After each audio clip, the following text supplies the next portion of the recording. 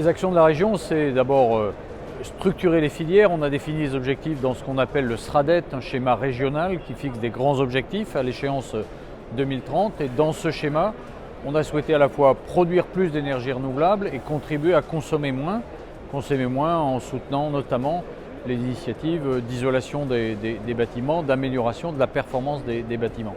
Et produire plus, c'est produire plus dans le solaire, c'est produire plus avec la méthanisation, c'est produire plus avec les énergies renouvelables en général pour en faire une région qui progresse sur le plan des énergies décarbonées. Notre objectif, c'est d'être la première région décarbonée. Il y a encore beaucoup de travail et on veut le faire avec l'ensemble des réseaux professionnels.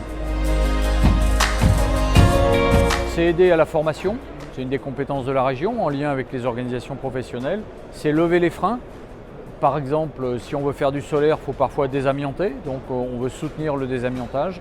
Et puis c'est aider à la structuration des filières. Ceux qui vont faire le travail, c'est les entreprises, par l'innovation, par la création de produits, c'est le monde artisanal, notamment l'artisanat du bâtiment. Donc c'est accompagner ces filières, accompagner les clusters ou les groupements professionnels dans le domaine du solaire, de la méthanisation par exemple, pour les aider à progresser et pour, on va dire, graisser les engrenages. C'est entre autres le rôle d'une région de pousser et d'être avec les professionnels d'un secteur d'activité.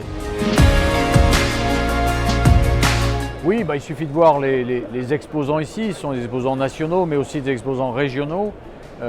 Beaucoup d'entreprises, on l'a vu aussi lors d'autres salons d'entreprises régionales très engagées sur ces sujets-là.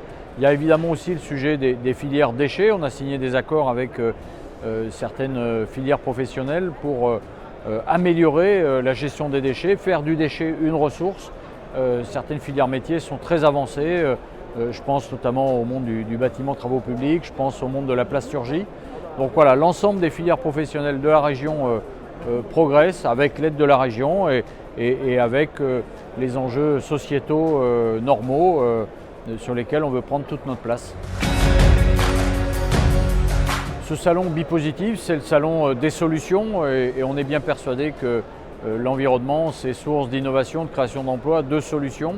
Ce salon, il est fait pour se rencontrer entre professionnels et puis rencontrer les clients. Les clients, c'est les architectes, c'est les élus locaux, c'est les maîtres d'œuvre, les maîtres d'ouvrage qui à un moment donné conseillent leurs clients sur telle ou telle énergie, telle ou telle solution technique.